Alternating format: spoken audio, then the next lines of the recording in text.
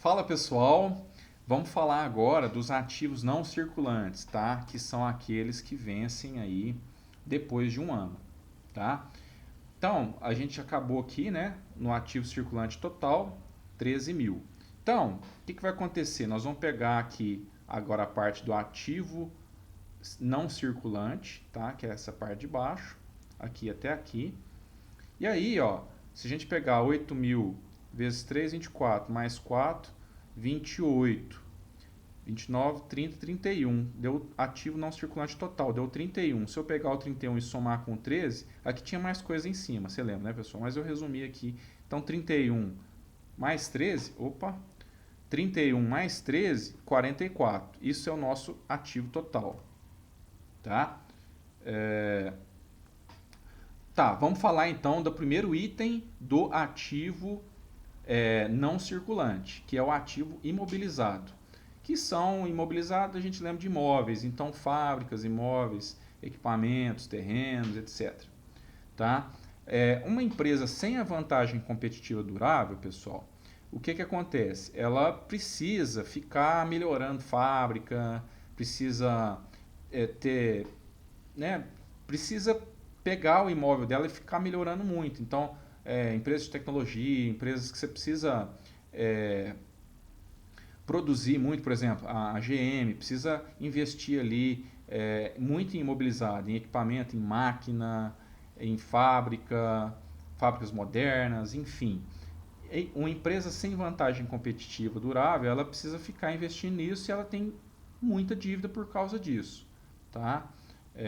Isso, lógico que tem exceções, isso é a regra, mas tem exceções e tem empresas que são de tecnologia, por exemplo, são muito enxutas e muito boas de investir, tá? Mas, via de regra, aí a gente tem empresas sem vantagens competitivas que são assim. Empresas com vantagens competitivas, elas conseguem se financiar internamente, então não precisa ficar melhorando muita coisa e, consequentemente, não precisa ficar assumindo dívida para isso, porque ela precisa fazer isso sempre, tá? A empresa com vantagem competitiva, ela se financia. Então, o chiclete da Wigley, ela não muda muito, né? É aquilo lá hoje sempre. A GM, como a gente falou, ela muda muito, ela precisa reequipar a fábrica, colocar máquinas novas, reprojetar os seus produtos e fábricas, então ela precisa ficar atualizando sempre, né? Mais uma aí, o fundo de comércio é quando, basicamente, pessoal, a empresa compra uma outra empresa acima do valor contábil.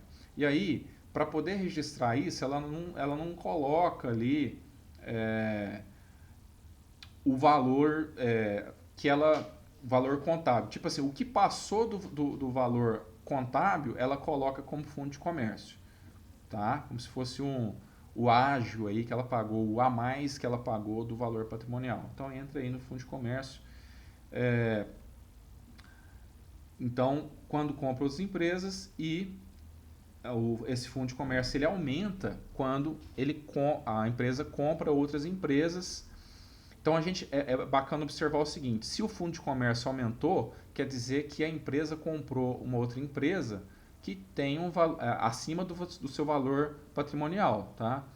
Agora, se esse fundo de comércio não aumentou ou ficou igual ou diminuiu, enfim, quer dizer que a empresa fez aí uma compra abaixo do valor patrimonial ou não comprou nada, tá?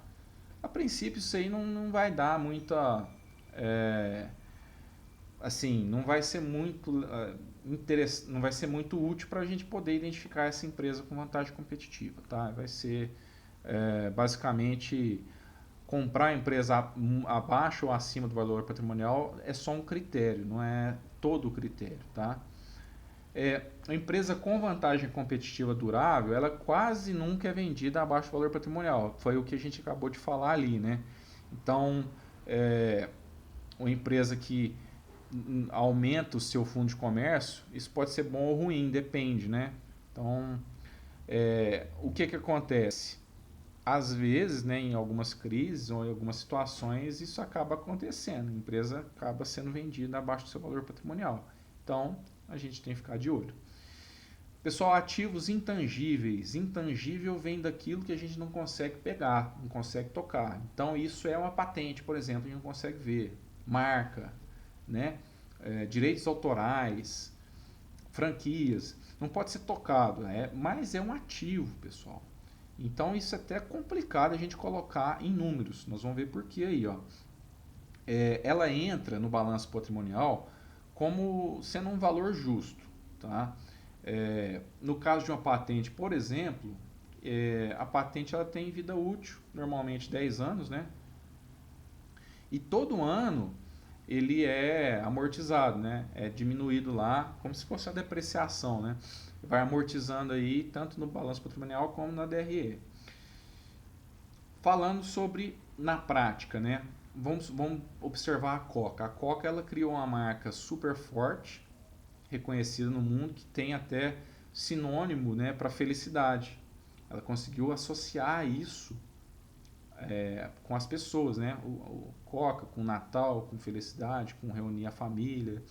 É, é muito forte isso, muito grande essa marca, em números falando. Só que ela não é reconhecida no balanço patrimonial como deveria. Então, assim, é, se olhar só a parte contábil da Coca, a gente não vai ver esse ativo tão forte. Porque, assim, e ela criou isso, né? Ela criou, ela não comprou. Isso não veio de fora e incluiu como se fosse aí um fundo de comércio. Mas ela criou essa marca. Então, é um ativo intangível, mas assim, que tem um valor muito grande, tá? Isso tem que ser levado em conta na hora de investir. E falando sobre Graham lá, como a gente falou no início, ela era cara demais para o Benjamin Graham, porque ele fazia análise, né, de valor patrimonial ali e comprava só quando era 50% ou menos. E ela era muito estável, a cotação não mudava muito, ficava ali mais ou menos no mesmo preço, mudava muito devagar. Então, Wall Street, as bolsas, as corretoras, não era incentivado a ação da Coca-Cola naquele momento. Então, assim, o que o Warren Buffett viu ali como bacana dela? O poder de geração de lucro no longo prazo. Ela era constante, ela tinha os lucros constantes, constantes não, que crescentes ao longo do tempo, tinha vantagem competitiva e gerava muito dinheiro, tá? Essa é a filosofia de investimento dele. Então, falando nele aí, ó, nunca invista em um negócio que você não entende, tá? Isso vale para muita coisa na vida aí. Então, o que a gente está fazendo com esse curso é entender o negócio, entender a língua com que ele é traduzido aí, que é a contabilidade. Beleza, pessoal? Obrigado e até a próxima.